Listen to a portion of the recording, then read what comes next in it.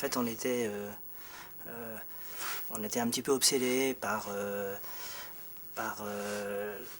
la capacité à faire tenir les jeux dans la mémoire, qui était très très limitée. On avait la même limitation pour faire tenir sur la disquette.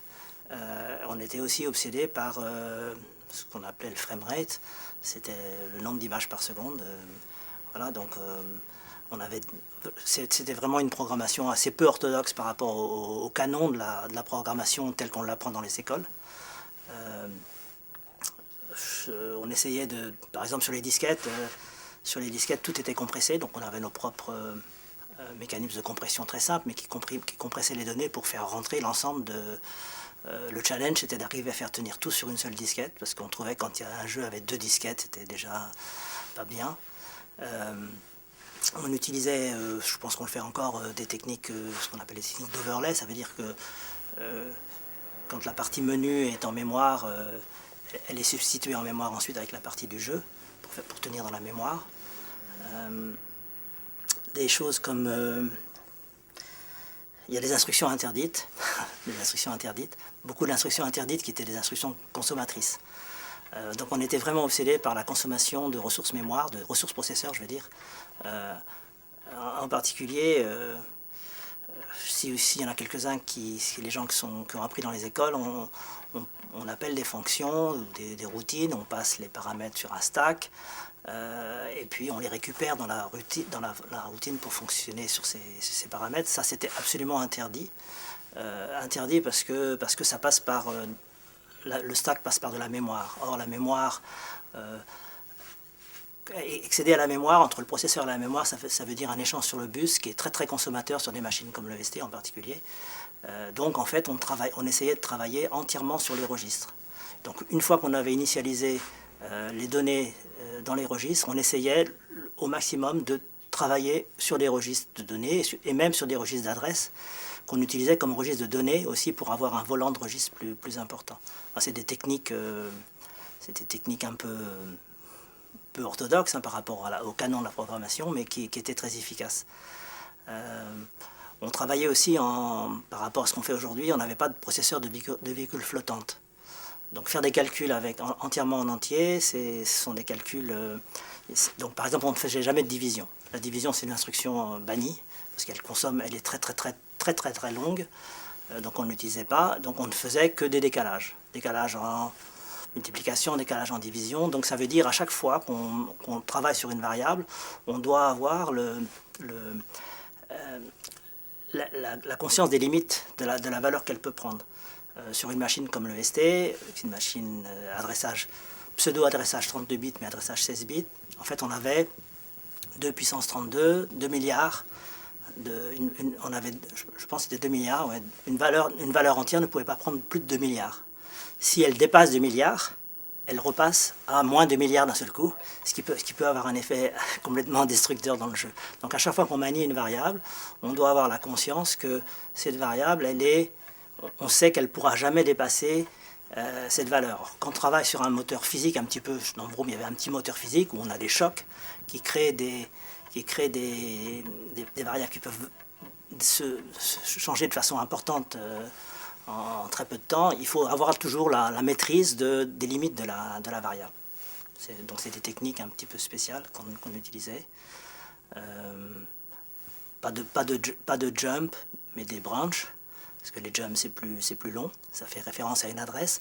Des branches, c'est relatif à l'adresse où on est actuellement. Et il vaut mieux faire 2 branches pour passer en plusieurs fois à une adresse que de faire un seul jump, par exemple. Enfin, c'est des techniques toutes bêtes. On avait la liste des instructions à ne pas utiliser. Et on s'y tenait, en fait. Et pour le framerate, le framerate, c'est la capacité à faire 30 images par seconde. Et nous, dans le cas de Vroom, on était très attachés à ce qu'on ait un jeu très, très réactif, puisque derrière, c'est la sensation du joueur, la capacité du joueur à maîtriser le jeu qui en dépend. Donc on était d'une vigilance peut-être même un peu trop. On a passé beaucoup de temps à faire ce jeu parce qu'on était très perfectionniste de ce point de vue-là. Et des fonctions d'affichage que j'ai écrites ont été réécrites par Jean-Luc Langlois qui, alors que je pensais que j'avais été au bout de l'optimisation, elles étaient réoptimisées et on trouvait toujours des moyens d'accélérer l'affichage, la vitesse d'affichage. Et ça peut faire une différence. Dans le cas de Vroom, ça a fait une différence très importante puisque ce jeu était réputé pour étant le jeu le plus rapide avec la capacité d'affichage qu'il avait en fait.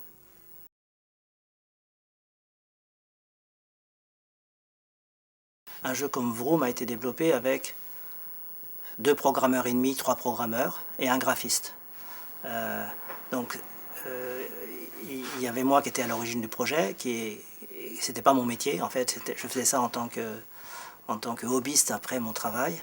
Et puis il y avait 2 programmeurs de l'Encore, un qui était surtout consacré aux outils, générateur de circuits, des choses comme ça. Puis un qui était Jean-Luc Langlois qui s'occupait de tout ce qui était optimisation et intelligence artificielle, et moi qui ai fait le reste, disons. Donc en fait un jeu comme Vroom se faisait à 3 personnes, bon, il a mis beaucoup de temps à se faire, et un graphiste. Donc à comparer aux ressources pléthoriques que l'on a aujourd'hui pour faire des jeux vidéo, c'est tout à fait hors de proportion. Et si je prends la première version de Vroom qui s'est faite sur QL, je l'ai faite toute seule, programmation, graphisme, musique, son, en 6 mois, tout seul à la maison.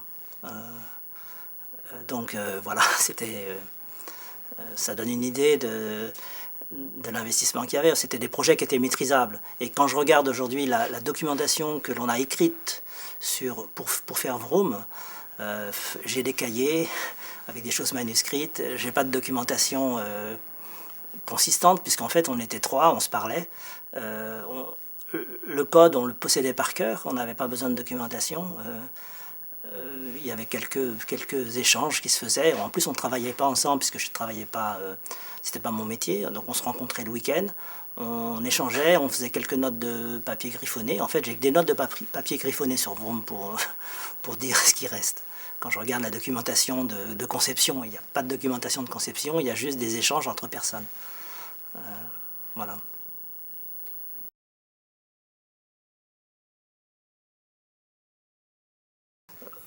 Mon expérience de développement sur console, elle porte sur la PlayStation 1, on disait la PSX ou la PS1 après.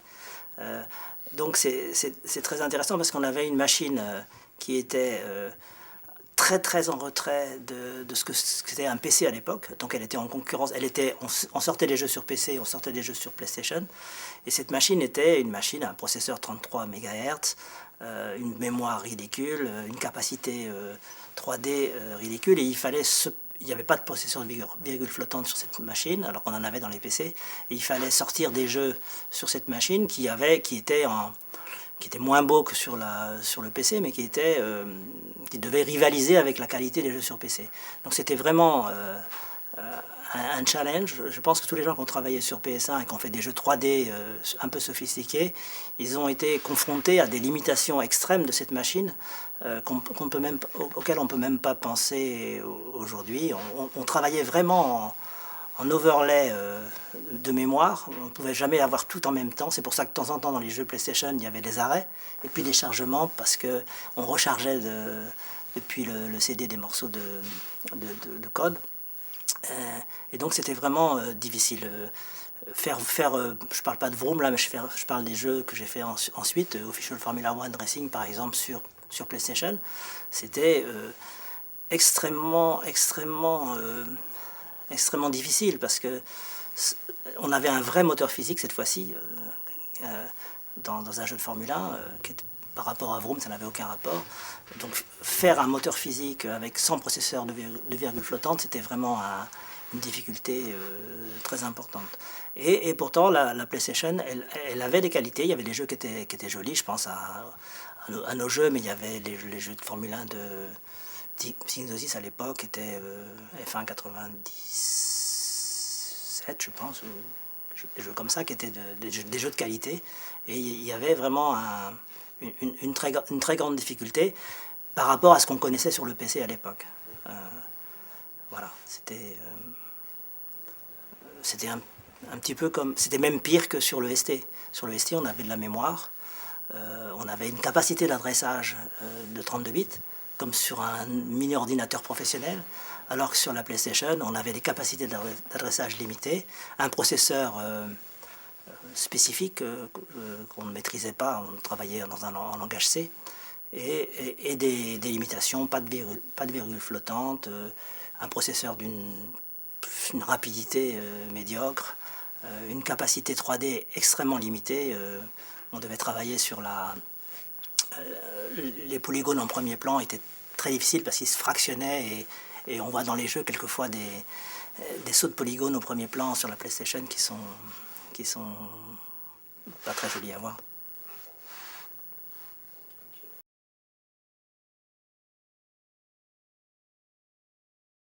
Moi, j'ai commencé les jeux vidéo plutôt par frustration de ne plus programmer en tant que programmeur initialement, puisque c'était plus ma responsabilité dans mon travail.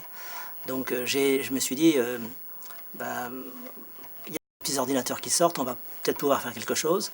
Et mon projet initial, quand j'ai acheté un QL, en fait j'ai acheté un QL en disant, j'avais vu pole position sur une borne d'arcade, et je me suis dit, mon projet, c'est de faire la même chose. Voilà une machine qui semble avoir des capacités. Mon projet, c'est de faire la même chose sur le QL. Ce que j'ai fait, pas aussi bien d'ailleurs, mais parce que la machine avait quand même quelques limitations. Voilà, donc c'était ça ma motivation. Et ma motivation quand même, elle n'est pas seulement que programmation, puisque moi je suis très très intéressé par les images en général. Je suis pas collectionneur de jeux vidéo ni d'ordinateurs, mais je suis collectionneur de peinture. Et je suis très sensible aux images. Donc en fait, ce qui m'a beaucoup intéressé et ce qui m'a extrêmement motivé, c'est de partir d'une surface plate, un écran, et de l'animer, de recréer la vie à l'intérieur. Je pense qu'il y a toujours ce côté prométhéen d'à partir d'une image de créer une image virtuelle, de faire rentrer les personnes dans un monde en 3 dimensions, alors que c'est qu'une image plate en fait. C'est de la... c'est tout fake, on dit en français fake, c'est que de la... c'est que tricher quoi, je m'exprime pas bien, mais... Donc c'était ça ma motivation, j'avais pas seulement une motivation de programmation, parce que je savais le faire, mais j'avais une motivation de programmation artistique un petit peu, on peut dire ça. Voilà, donc je pense que c'est un peu, peut-être un peu différent de personnes qui étaient beaucoup plus jeunes que moi, comme Frédéric Reynal ou Eric Chahi, qui étaient des gens qui découvraient, qui avaient une volonté peut-être de... En même temps qu'ils découvraient la programmation, ils découvraient le graphisme, ils découvraient tout. Moi, la programmation, je savais ce que c'était. J'avais une démarche un petit peu différente. Mais j'ai commencé cette démarche en tant que hobbyiste. Mon but, c'était pas de faire du jeu vidéo, en fait. Donc j'ai fait Vroom sur QL, ça m'a pris 6 mois. Il a été édité, il a marché comme marchaient les jeux sur QL, c'est-à-dire pas beaucoup. Et puis est arrivé le ST, et je me suis dit, bah, ce que j'ai fait sur le QL, voilà, je vais le refaire sur le ST. Donc j'ai acheté un ST, j'ai commencé à développer Vroom ST sur... et 6 mois après, j'avais un jeu qui tournait, et je me suis dit, mais en voyant la qualité des jeux qui sortaient à ce moment-là, Speedball, d'autres jeux qui étaient à un niveau que je n'arrivais pas à atteindre tout seul, je me suis dit, il faut vraiment que, si je veux faire quelque chose qui soit au niveau de ce qui sort sur le marché, que je contacte des gens que j'avais rencontrés quand j'avais fait Vroom sur QL, qui étaient les gens de l'Encore, Jean-Luc Langlois et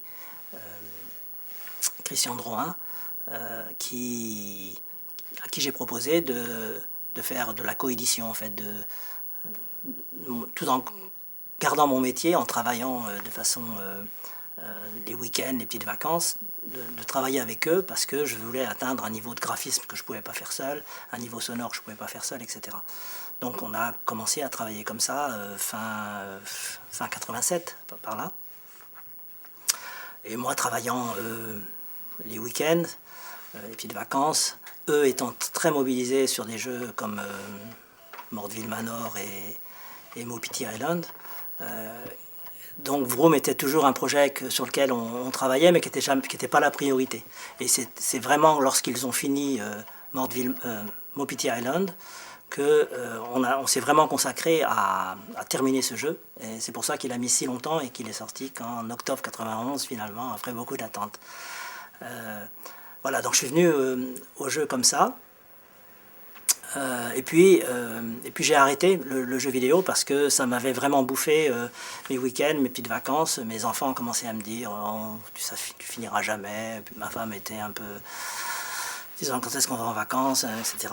Donc j'ai dit j'arrête le jeu vidéo. Voilà, j'ai arrêté, totalement arrêté. J'ai acheté un bateau avec les royautés de Vroom. J'ai été me promener en bateau plutôt que de faire des jeux vidéo. Et puis en 95, j'étais dans une société qui avait des difficultés. Ça faisait 20 ans que j'y étais, j'avais 50 ans.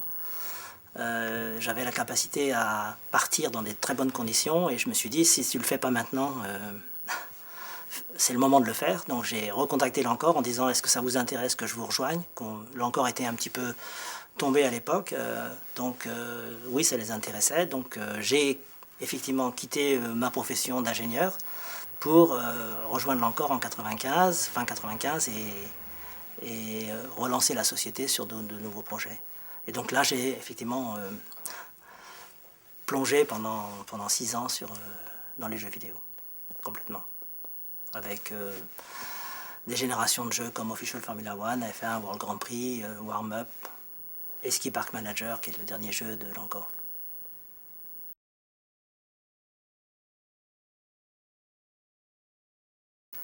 Oui, donc si on regarde cette industrie du jeu vidéo, on peut effectivement considérer que le mot industrie était un grand mot, puisque c'était pas vraiment une industrie, à mon avis, c'était un travail de passionnés essentiellement, et qui était en plus soumis à des crises cycliques qui sont arrivées effectivement tous les 3-4 ans, qui étaient des crises liées au phénomène de remplacement de génération d'ordinateurs. Donc il y a eu la première crise liée aux premières machines, mais bon, là il n'y avait pas vraiment encore un marché. Donc ensuite il y a eu toute la génération de ST Atari et puis la fin du ST Atari avec un passage au PC et à la PlayStation difficile pour certains. Et ce qu'il faut voir, c'est que, et ça a continué ensuite avec le passage fin 2001, là, le passage vers les PS2, vers les Xbox, où beaucoup de sociétés n'ont pas survécu, dont l'Ancor. Ce qu'il faut voir, c'est que pour un éditeur, en fait, pour un éditeur, l'année de sortie d'une console, c'est une année très, très spécifique où ils doivent concentrer leurs investissements sur des titres phares. Alors, généralement, on disait une console sort avec 12 jeux qui la portent. En fait, il y en a peut-être 2-3 qui sont majeurs, mais et chaque éditeur majeur veut avoir son jeu parmi les 10 qui vont porter la console et va mettre tous ses investissements, et ben, ils sont limités, sur ce jeu, en fait. Et donc pour des petits studios comme l'était l'Ancor, comme l'était d'autres, c'est des périodes de vache maigre parce que on n'a pas la surface, on n'a pas la crédibilité suffisante, même si on est talentueux, pour porter les développements d'un éditeur, et ils vont se rabattre sur des studios soit en interne, soit sur des studios plus gros en fait. Et dans ces 2-3 années qui sont difficiles à passer, les éditeurs nous confient des tâches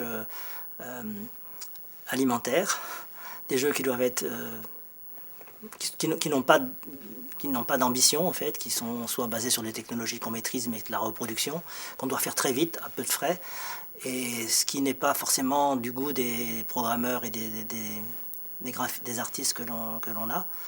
Donc c'est toujours des passages difficiles, c'est des passages où généralement, enfin tous les 3-4 ans, les quelques studios, ou de nombreux studios, comme en 2001 il y en a 14 en France qui ont fermé, ne passent pas la crise en fait. Mais Mais comme c'est une industrie où il y a toujours beaucoup d'entrants et beaucoup de sortants, où il y a de la créativité, où le talent est, les gens sont talentueux, donc les curieux, et donc il y a des jeunes, plus jeunes, plus fous que les précédents, qui vont travailler 6 mois gratuitement parce qu'ils ont le projet de réussir et ils vont développer en fin d'études un jeu qu'ils vont présenter à l'éditeur. Il est fait aux 3/4, donc ils vont créer leur société. Ils vont repartir comme est parti là encore 10 ans avant, et ils vont avoir du succès, et peut-être ils passeront la prochaine crise ou ils passeront pas la prochaine crise.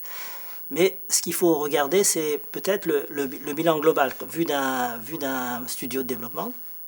Moi, j'ai travaillé dans l'industrie informatique depuis 70, dans la vraie industrie informatique, et je regarde les modèles économiques que l'on manie. Moi, je suis dans une société de services où je suis vendu à un tarif intéressant pour mon patron, à un client tous les jours.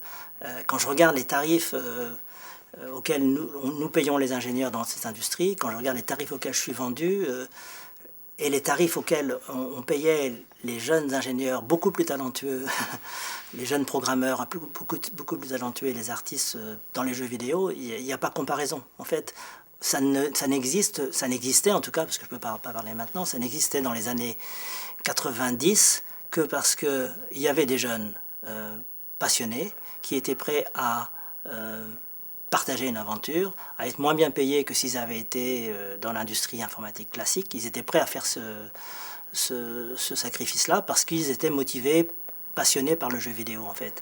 Mais que si on avait dû payer les gens en fonction de leur talent, leur réel talent, comme on les payait dans l'industrie classique, la vraie industrie informatique, le modèle économique du jeu vidéo ne pourrait pas fonctionner en fait. Donc c'est pour ça que je dis que c'est pas vraiment une industrie, mais c'est un peu comme une industrie artistique où il y a de la passion, il y a de la volonté de se dépasser, et puis j'ajoute que dans la situation du studio de développement qui est au bout de la chaîne en fait de toute la production en fait, de la commercialisation, il y a le studio de développement qui se fait payer, ensuite il y a l'éditeur, ensuite il y a le distributeur, ensuite il y a la boutique. On est vraiment en bas de la chaîne et c'est pas forcément la meilleure place pour gagner de l'argent dans tous les métiers d'ailleurs, je pense. Mais voilà. Donc à l'époque, je ne sais pas si c'est comme ça aujourd'hui, mais je pense pas que l'industrie globalement du jeu vidéo gagnait de l'argent. En fait, moi je l'ai vu pendant que j'étais dans le jeu vidéo, je l'ai vu se concentrer. Donc beaucoup de gens qui ne se faisaient racheter par d'autres. Et le périmètre changeant tellement tout le temps, le périmètre des éditeurs étant jamais le même d'une année sur l'autre, que les comparaisons sur est-ce qu'ils gagnent de l'argent, est-ce qu'ils ne gagnent pas de l'argent, étaient difficiles à faire. Et en plus, on était dans ces années, fin des années 90, début des années 2000, on était dans la bulle Internet où il y avait... ce n'était plus raisonnable. Enfin, il y avait des entrées en bourse qui n'étaient pas fondées, et je pense que globalement, beaucoup d'argent est rentré dans le jeu vidéo pour le faire exister, mais je ne suis pas sûr que globalement cette industrie-là rapportait vraiment de l'argent. En tout cas, pas pour les développeurs, parce qu'on gagnait bien notre vie, mais c'était pas au rapport du travail qu'on fournissait, ça c'est clair.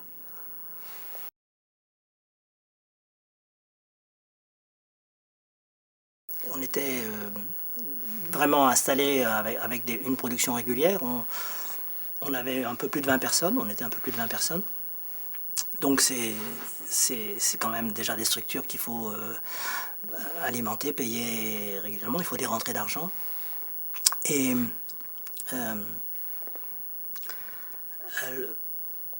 même si les gens n'étaient pas forcément payés à leur vrai talent, je pense, parce que dans une vraie industrie, ils auraient été mieux payés. Le statut qu'on pouvait adopter en tant que studio de développement de jeux vidéo était un statut Syntec lié à une SS2I informatique classique. Ce qui ne nous permettait pas d'utiliser des gens, comme on le fait dans le cinéma en particulier, parce qu'on travaille sur des projets importants qui vont nous mobiliser pendant plus d'une année, minimum une année et demie pour faire un jeu.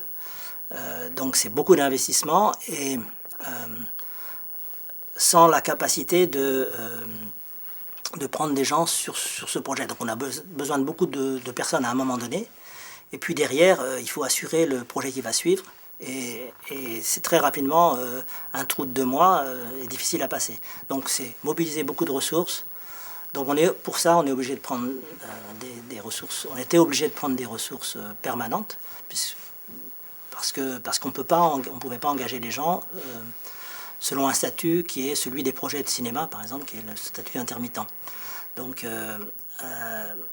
on n'a pas la souplesse, on avait la contrainte de l'industrie standard pour une structure de production qui était très proche de celle du cinéma. Donc on aurait dû avoir, à mon sens, la capacité d'engager les gens sur des projets, comme le fait le cinéma, ce qui n'était pas le cas en fait.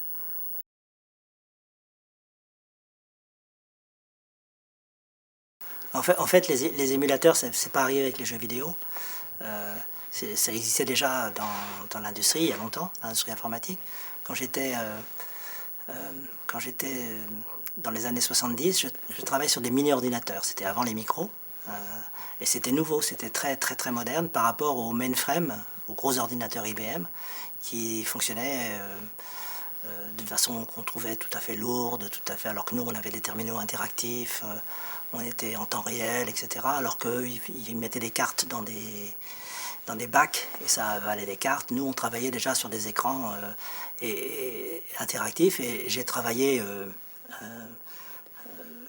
en tant qu'ingénieur, j'ai développé dans les années 70 un émulateur de bac à cartes IBM, c'est-à-dire que les gens, au lieu de faire perforer les cartes par des perforeuses de cartes, ils rentraient leur texte avec un éditeur interactif sur un écran.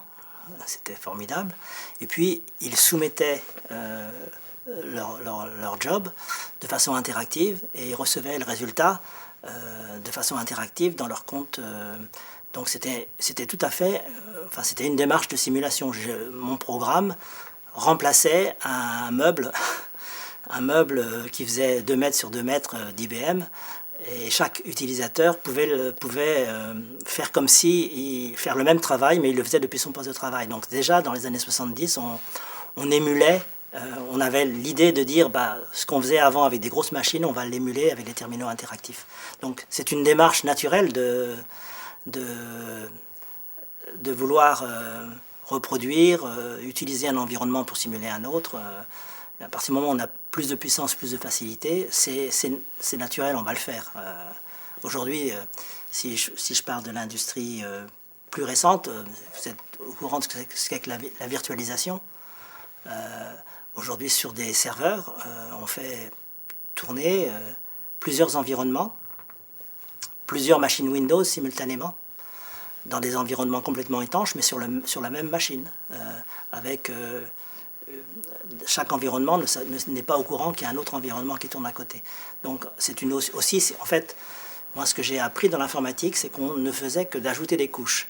Donc on a rajouté une couche de virtualisation qui transforme une machine qui normalement était faite pour tourner sous Windows Server, on la transforme en tournant simultanément N environnements Windows Server ou N environnements Linux, sans que chacun des environnements Linux croit qu'il fonctionne, qu'il est tout seul sur la machine. Il n'est pas au courant qu'il y en a d'autres qui fonctionnent à côté. Donc c'est une démarche naturelle, et c'est normal que une fois qu'on ait des PC plus puissants, on s'est dit je peux émuler le fonctionnement d'un ST, je peux émuler, et je trouve que c'est bien de le faire. Donc de ce côté-là, on ne peut pas empêcher c'est une démarche naturelle. Donc ensuite, le fait qu'on ait maintenant ces émulateurs, pour justement un des dangers de la préservation, c'est le fait que les machines, les disquettes s'usent, les machines s'usent, elles ne fonctionnent plus. Donc tant qu'on peut recréer l'environnement sur une nouvelle machine plus récente, ça préserve effectivement la capacité à avoir des logiciels qu'on ne peut plus faire tourner parce qu'on n'a plus la machine, parce que le moniteur est tombé en panne, parce que l'alimentation est tombée en panne, et des choses bêtes comme ça. Et donc, bon, c'est bien de pouvoir le faire. C'est bien. Maintenant, personnellement, j'ai effectivement fait tourner des émulateurs pour voir les jeux que je connaissais, mais je n'ai jamais été un grand joueur en tant que tel. J'ai plutôt intéressé par concevoir que par jouer. Malheureusement, c'est comme ça. Donc, j'ai pas effectivement utilisé beaucoup d'émulateurs, mais je sais que parmi la génération de mes enfants, ils ont tous rejoué à leurs jeux favoris ST et Amiga sur des émulateurs PC, ça c'est clair.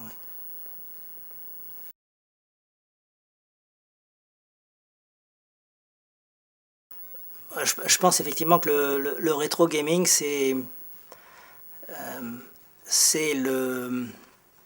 un phénomène qui va continuer, puisque généralement les gens, quand ils atteignent 30 ans, 34 ans, ils commencent à avoir une nostalgie de ce à quoi ils ont joué quand ils avaient 14, 15, 17 ans.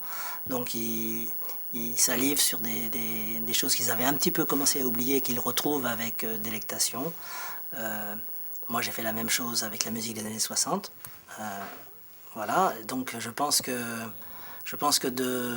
enfin, alors je suis pas sûr que les gens qui ont salivé entre 34, 35 et 40 ans sur les jeux de leur adolescence, à 50 ans, ils vont encore s'en occuper.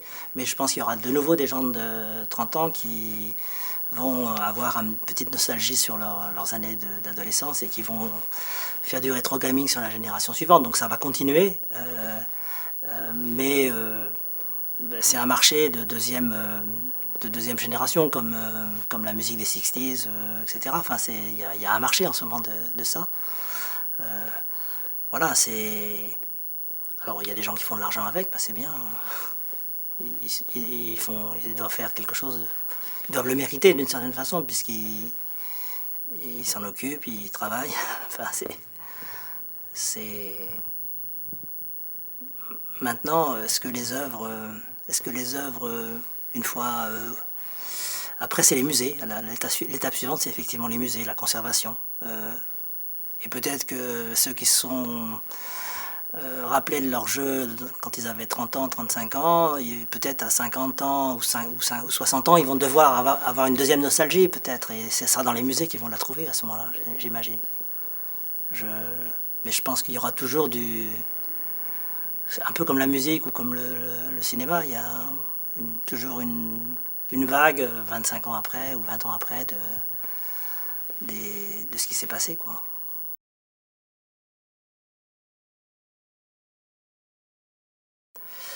Moi, je pense qu'on vit dans un monde de patrimonisation de tout, en fait. Si je regarde Paris, c'est une ville musée, donc on a tendance dans nos sociétés postmodernes à tout vouloir conserver, et donc à transformer beaucoup de choses en musée de tout, en fait. Et non, vraiment, j'ai vraiment confiance que nos sociétés, qui a tendance à regarder beaucoup dans le passé et pas trop se projeter dans l'avenir, va préserver ça. J'ai pas trop d'angoisse, et je suis sûr que effectivement une association comme MO5 va réussir à intéresser des services publics pour se transformer ce qu'est une initiative d'association en un musée soutenu, etc. Je pense que ça va se passer, oui. Je leur fais confiance.